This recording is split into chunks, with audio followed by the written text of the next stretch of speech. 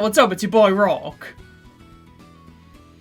Yep, you've just caught me red-handed in the middle of my very own redesign. How's it look on me? I decided I wanted to change up my image a little bit. I mean, I've been the same old me for 19 years now, so why not give my mirror something new to gawk at? You know, on second thought, I'm fine with the original design. Oh my god, please never leave me.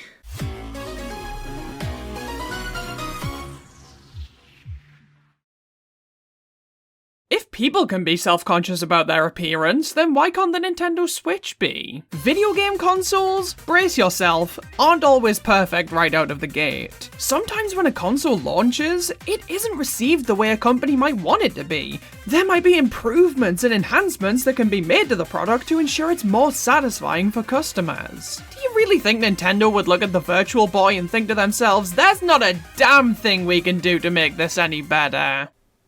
That's exactly what they did. Console redesigns. Taking an existing console and redesigning it. The f*** else do you want from me? Gun to your head, you try and explain this concept to your uncle. Oh, did you lead with the PSP Go? Console redesigns in Japan and the States have been around since consoles have been around. Mattel would change the colour of the side panel on their new batch of Intellivision systems and call them the Intellivision 2. But console redesigns of any sort of substance didn't start appearing until the NES hit the scene. Generally referred to as the top loader, this redesigned NES is honestly pretty cool looking. Now, in Japan, the Famicom was already a top loader, so this model was referred to as the new Famicom over there. It walked so he could run. This redesign released in 1993, which would explain this new controller, referred to as the Dogbone controller, which was modelled heavily after the SNES controller, just with 2 face buttons instead of 4. So, many Americans probably looked at this thing and said, alright, cool, what's the catch? And you wanted us to spend money on this? The NES top loader only featured RF output, which for those unfamiliar, looks like dog shit.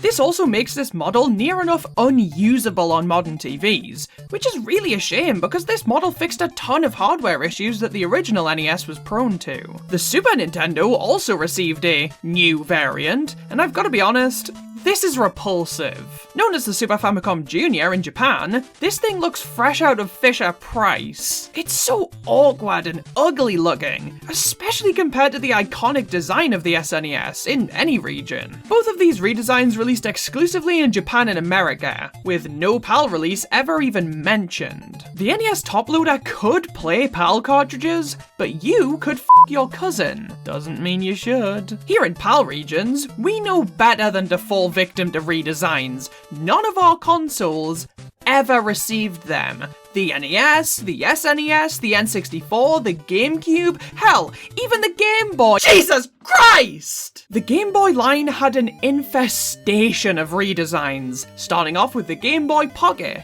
This system was a smaller, more lightweight alternative to the Brick of 89, because Exhibit A, improbable! The original Game Boy was a fat slab. That doesn't mean I don't love it, because I'm not a shallow, manipulative piece of shit, but it does mean the portability is hindered, especially for people who wear women's clothing. Men's clothing? Our pockets can fit an entire goddamn door, and we have 14 of them. But with women's pockets, you'd be lucky to fit a Game Boy Pocket. The Pocket also required 2 AAA batteries rather than the 4 AA's the base model requires. But this does lower the battery life to around 10 hours, which is a notable downgrade from the infinite hours the Game Boy lasts for. I put these batteries in this Game Boy 3 years ago, and I'll be dead and buried before they need to be replaced. Later down the line, exclusively in Japan, we saw the Game Boy Light, which did the unthinkable and made the Game Boy compatible with eyes. That original model's screen was essentially the same as a calculator's, which meant that if light wasn't beaming directly into the screen, you couldn't see it all that well. I had a brother who tried to play the Game Boy in the dark once, and he's dead now. The Game Boy was irrelevant,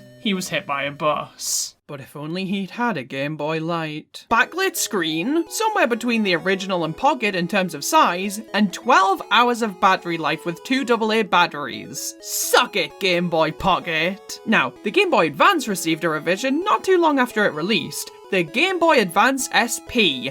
This was pretty crazy. The original Game Boy Advance was like a bar of soap with buttons. It had a landscape form factor, and the buttons were nice and spaced out. But then the Game Boy Advance SP pulls a what the f on us and is a DS without the D. The first Nintendo handheld to use the clamshell design, if you don't count the innumerable other Nintendo handhelds that used the clamshell design. This is pretty funky, and I should know, it's the first redesign I've talked about so far that I actually own. I like this thing generally, but it's far from perfect. The system feels a bit too small for my liking. You try and grip it like a DS and you get a lethal case of finger overlap. It's nasty. The shoulder buttons here require a microscope to see. They're puny, which can make pressing them really uncomfortable. But the SP did have an actual backlight built in, which made it kind of visible, and if you were looking for even more visibility, then you might need to add the Game Boy Advance SP AGS 101 model to your wish list. Unless your wish list has a character limit. This was a soft upgrade to the GBA SP, and its only unique feature was a better backlight.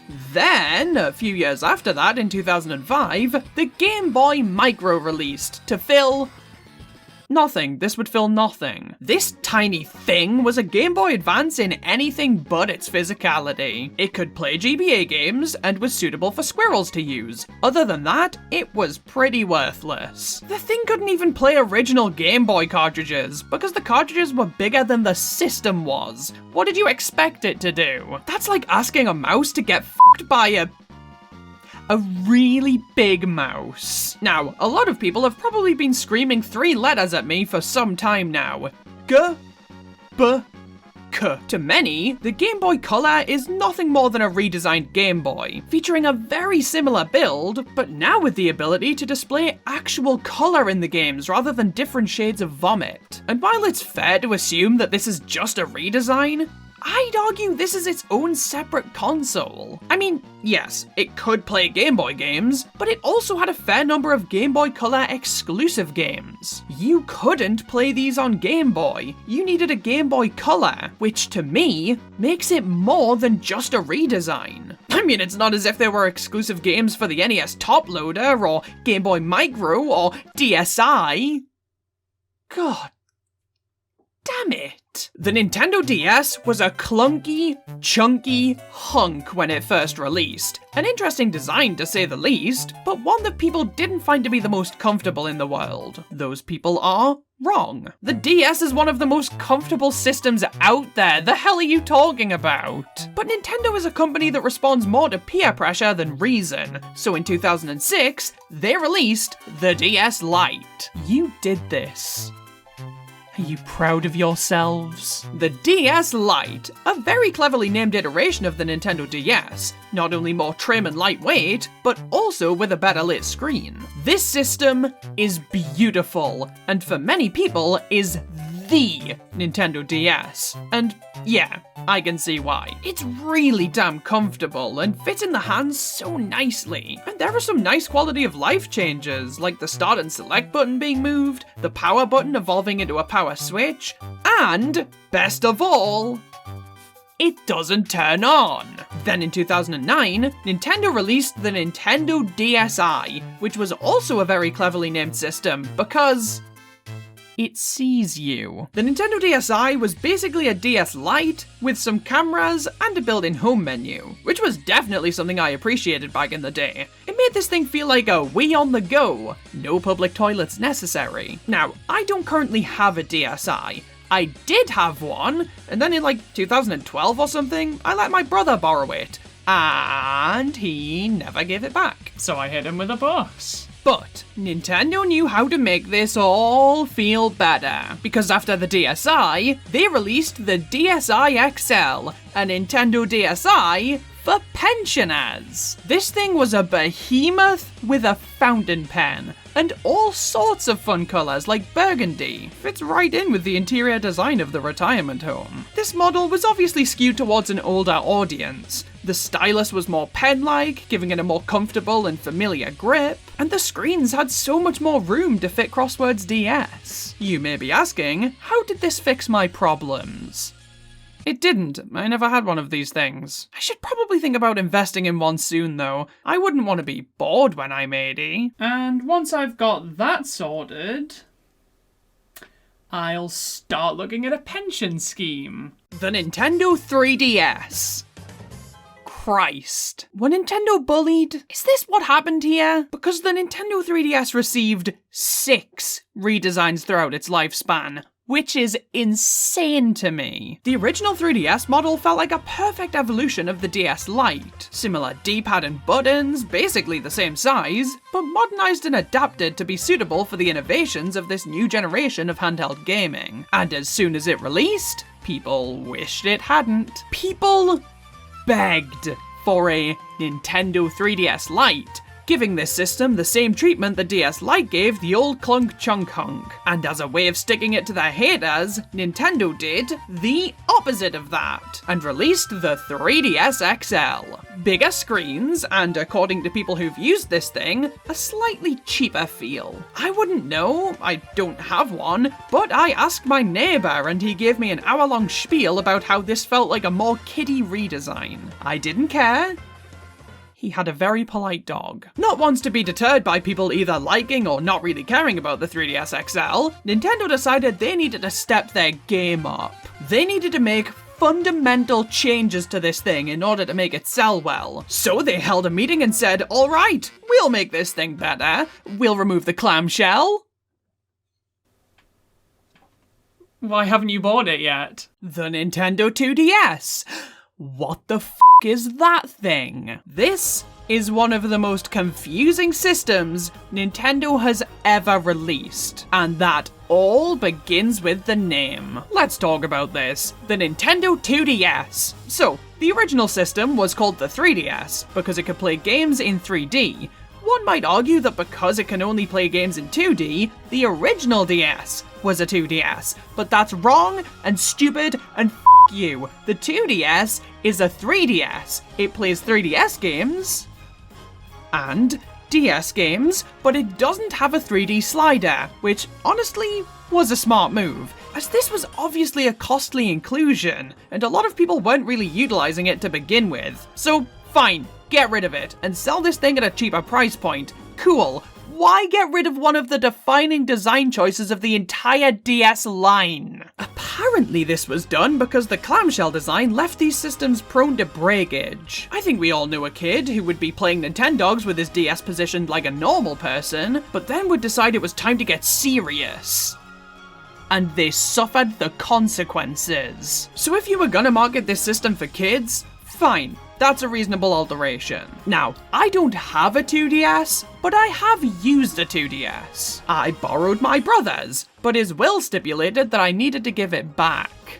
That son of a bitch. That did not make for an easy day in front of the jury. It's honestly quite comfortable. Not having a slight bend in the system does take a little while to get used to, but hey, fun fact, there are people who play their DSs like this, and they've never been hired because of it. But because this system didn't include 3D or a physically movable part, it was able to be priced insanely low, and I think this was the key to the 3DS line's success. There were so many people who just wanted to play like 2 or 3 games on this system, so they couldn't justify buying any of the other models. But this model was often sold for around the £100 mark, sometimes even less, which made all of these people say, F*** it. So then when Nintendo released a more powerful 3DS, surely they'd have to say, it. And they did! But it was more like, ew, it, you know? The new Nintendo 3DS. God, Nintendo, we get it. The word new gets you off, but put your damn cock away. This was a 3DS with a lot more power under the hood. It was able to run games so much better, so much quicker, and if you were playing anything other than Xenoblade Chronicles 3D, that didn't matter. It also introduced 3DS users to amiibo functionality, with a built-in NFC reader, and it introduces gamers to nipples. What a novel concept. This was essentially a second control stick, which people wanted so badly they bought a tumor back in the days of the original 3DS, and here, it's shy. This thing is pathetically small. How the hell were we supposed to use this? With the new Nintendo 3DS XL, of course. A new 3DS that was bigger in every way. Except for its nipple. To all of the perverts who bought this for the sole reason of larger areola, good, you deserve disappointment. But what if the new Nintendo 3DS XL was too functional for your liking? Well, might I introduce you to the physical embodiment of what the f***? Oh, come on, of all of the 3DS models, this was the one I bought! The new Nintendo 2DS XL. Sure. Unlike the 2DS, this thing does have a clamshell design, and unlike the new Nintendo 3DS, this thing does not have 3D functionality, and unlike any other 3DS model, the top screen is a smartphone. Because we're Nintendo. Go f*** yourself. Okay, as weird as this thing is, I honestly really like it. It is not without its issues. The game slot is behind a cat flap that my fingers don't understand. The circle pad leaves stains on the top screen. The speakers are at the bottom of the system where your palm would be. The list goes on. But this thing is wildly comfortable to play. The screens look really good. And the larger size of both them and the system itself honestly make it pretty difficult to go back to the base 3DS. As much as people want you to believe this thing is worthless, it honestly isn't. It's my go-to 3DS nowadays. And if we want to talk about other things that aren't worthless, you don't belong here. The Wii Mini. Okay, so this is a Nintendo Wii that is smaller, has a funky disc slot, and can't connect to the internet. It released in 2012.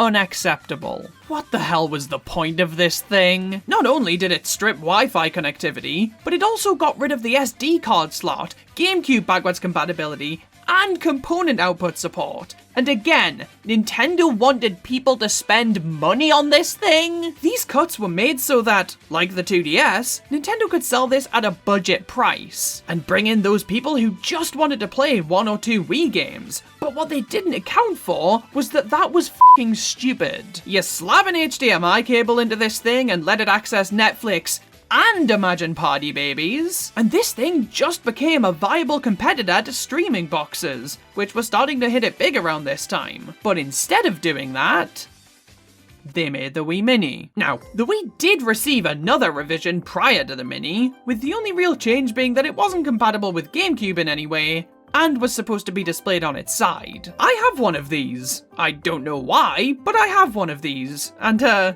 yeah, it's a Wii that's not compatible with the GameCube in any way and was supposed to be displayed on its side. Not much more to it than that. And that brings us to the Nintendo Switch family of systems, which received 3 revisions. Technically. The first Switch redesign was the Nintendo Switch Lite, which is different than the base model in a lot of ways. For one, it's smaller. Yeah, okay. Wait.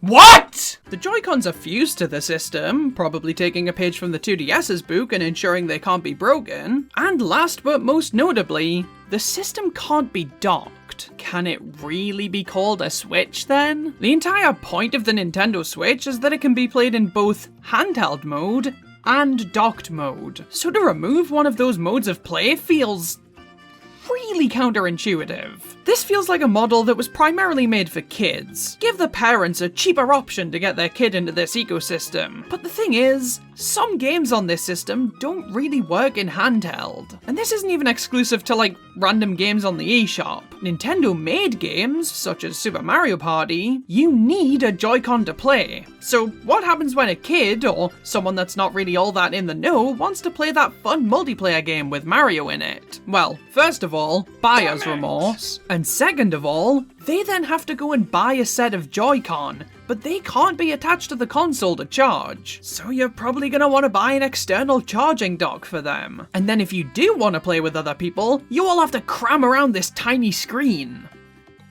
Just try doing cocaine together, man. It'll be less of a headache. I get it though. Cheaper Switch, more people get to play the games. And even though it's not something I could see myself using, it is pretty comfortable when you get your hands on it. After this system released and removed one core part of the Switch's identity, everybody assumed that there would be another new Switch model that removed the other core part. So a Switch that could only be played in docked mode and was more powerful. To which I said, what are you talking about? That idea makes sense, and Nintendo doesn't like sense. Which is why this happened. The Nintendo Switch OLED model. Sure. This is another Switch model that only really benefits handheld play. The device has an OLED display, as opposed to the not OLED display that the original model had. Which means that the colors are so much better here. Deeper, darker blacks, brighter, more vibrant colors, and the bezel is slightly smaller, allowing the screen to be a bit bigger. It's truly gorgeous. Until you dock it. Yeah, if you're somebody who, like me, spends 95% of their time with this system in docked mode, then this is just another Switch. But the dock is slightly better. Oh, fine. I'll buy 3. This is definitely a luxury item. Not really trying to get new people on board with the Switch, but rather trying to get the diehards to double dip. I think if you don't already have a Switch and can afford it, the OLED model is definitely the way to go, as there's no denying it's better than the original. But I don't think it's better enough to replace the original outright. So, what was the third Switch redesign? Was it finally that docked-only, more powerful Switch? Or was it another model that only really improves handheld mode? Yes, the Nintendo Switch Mark II, I guess, released alongside the Switch Lite, and is basically a Switch with a better battery life and a new box. You know what? That does it! Why on earth are so many of these console redesigns completely worthless? Sure, some of them, great, massively improve the base system, offer new and exciting things, but most of them aren't worth buying in comparison to the originals. Too many console redesigns just make changes for change's sake, and end up removing things that made the user experience enjoyable to begin with. So you know what? If Nintendo can't justify the existence of redesigns, then I will. Introducing the new and improved Rawk! I should just try growing a mustache or something.